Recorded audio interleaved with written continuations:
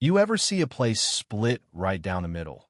Not because of a fist fight, not because someone flipped a table, but because a single sentence cracked the silence so hard it made your heart thump? That's exactly what happened one bright Saturday at Westover Community Market in Knoxville, Tennessee, and if you'd been there, you'd never forget it. Nobody who was there did.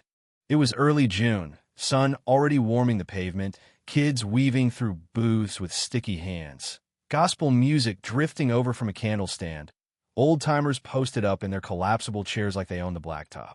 That's the kind of morning it was, peaceful, familiar. Eldon Truffaut, 68 years old, Navy windbreaker flashing its Patches Army medic. Operation Desert Storm. Semper Gumby moved through the market the way only a man who's carried real weight in this world can. Slow, steady, no rush, just letting life roll off his shoulders.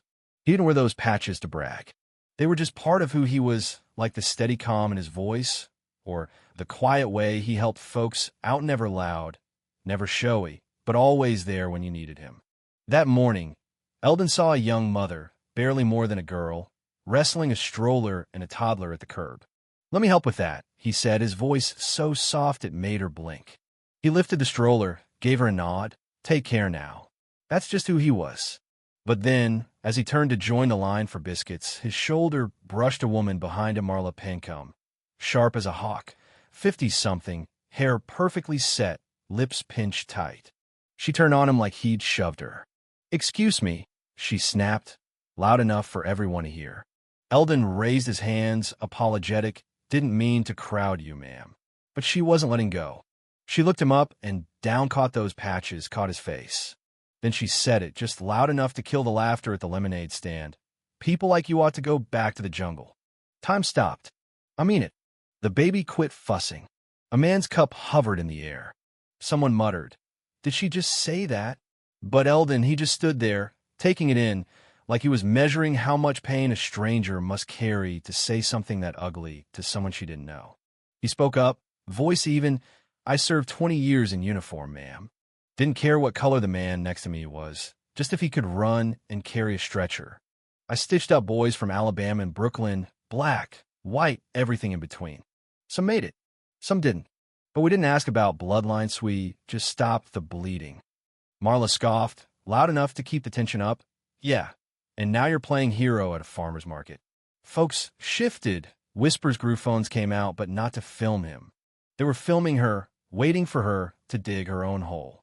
The young mother, still nearby, said, "I think you should apologize." Marla fired a glare. "Why don't you worry about your own kid?" Now the crowd wasn't just tense, they were on alert. Nobody wanted a scene, but nobody wanted to look away either. And this is where Eldon could have yelled, could have walked off, could have matched fire with fire. But he just reached into his old, worn canvas satchel and pulled out a small plastic sleeve, a folded, laminated letter. "I keep this," he said, "to remind myself why I kept going, even when I wanted to quit." Written by a young man I carried out of a burning Humvee in Fallujah. Name's Brendan Keller. Sends me a card every Veterans Day. Now he's a paramedic up in Maryville.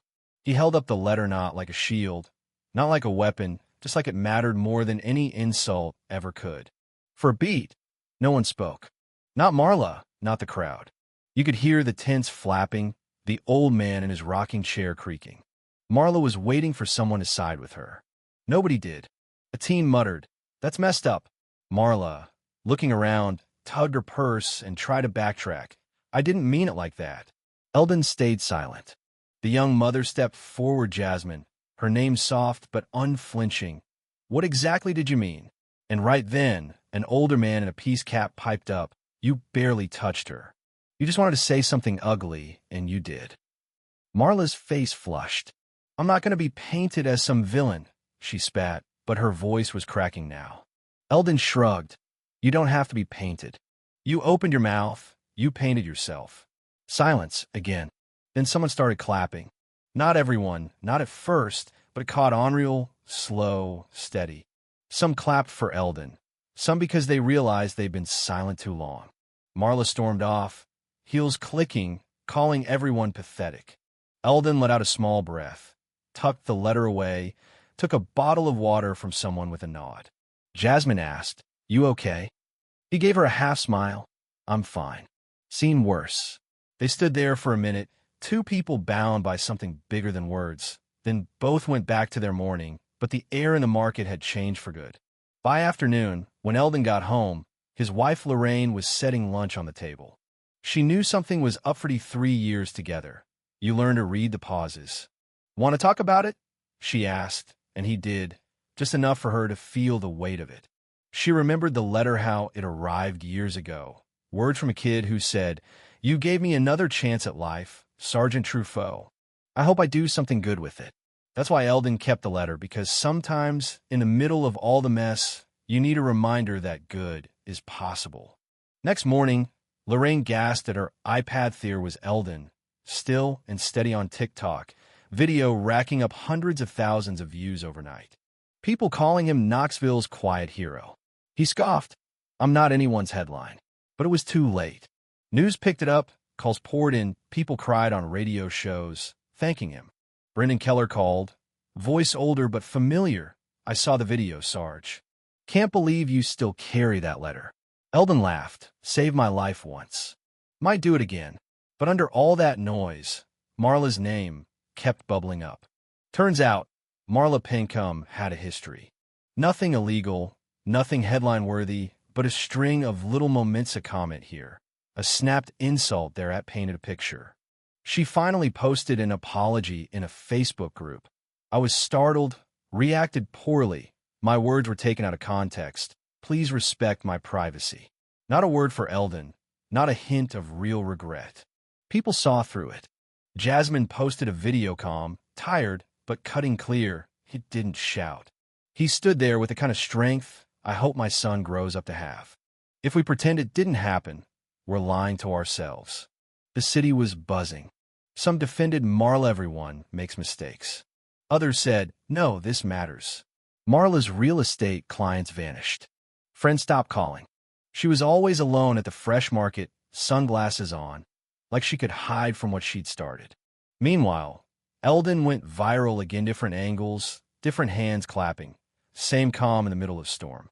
He didn't care to watch himself. "Not interested in watching myself exist," he told Lorraine, but he couldn't ignore it either. Strangers stopped him, kids wanted selfies, folks wrote him letter stories of their own silent moments, the times they wished they'd spoken up. He turned down interviews, didn't want the spotlight, told Lorraine, "I didn't do anything heroic. I just answered hate with memory." But the town had changed. People talked at grocery stores, barbershops, church foyers about words that wound, about moments they'd stayed quiet. And then, one Sunday, he spoke at high school. No speech, just a story, plain and honest, what it means to not answer hate with hate, what it costs to carry someone else's pain. Kids asked questions. How did he hold back? Did Marla really mean it? Does silence equal courage? Eldon said, sometimes silence is courage, but sometimes it's just comfort. Don't wait till you're 68 to speak right. 3 weeks later, the market buzzed again. Eldon was there, windbreaker on, grocery list in hand, but now every look was different. Vendors gave him jam on the house. Teenagers recognized him. "You're the guy who didn't yell back, the one with the letter." He smiled, told them to stay curious, and moved on. Across the street, Marla watched, arms folded, sunglasses still on. They didn't speak. He wasn't bitter, just knew that dignity is quiet, and sometimes the bravest thing is not to make a scene. "Let them see me," he told Lorraine. "Let them remember." That week, the city funded a new Veterans Health Initiative. The high school started a yearly Voices of Integrity. Talk Eldon's story would be the first. Marla kept her head down, maybe changed a little, maybe not. Eldon didn't care either way. He believed people could change, but only if they felt the discomfort. What mattered most were the small things: a boy holding a door, a teacher inviting him back, an old vet whispering, "You did it right." That Saturday, as Eldon walked home with his groceries, sun slanting through the market, he felt only the hum of a town finally trying to grow. Not because it was trendy, but because it was time. Maybe all it took was one man choosing not to match hate with hate, but with memory, clarity, and a kind of grace you don't see every day. If this story got you thinking, don't just scroll on, drop a comment. Tell us where you stand. share your own moments of truth. Is silence courage or just comfort? What does justice look like to you? Let's keep this conversation alive because every town has a story and every voice matters.